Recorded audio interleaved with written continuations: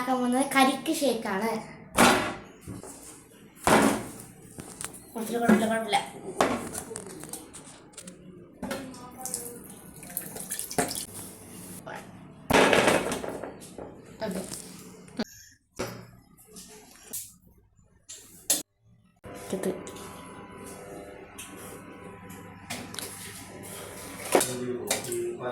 കാൽ കപ്പ് പഞ്ചസാരയും ചേർക്കണം, പക്ഷെ വീഡിയോയിൽ വന്നില്ല.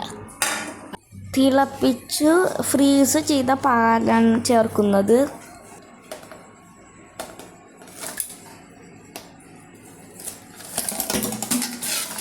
ബ്ലെൻഡ് ചെയ്തെടുക്കുക.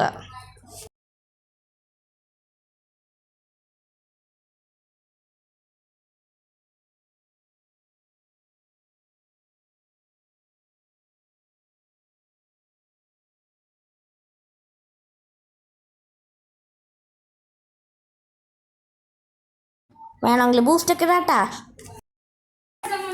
നല്ല ടേസ്റ്റ് ഉണ്ട് ഗൈസ്, എല്ലാവരും ട്രൈ ചെയ്യണം.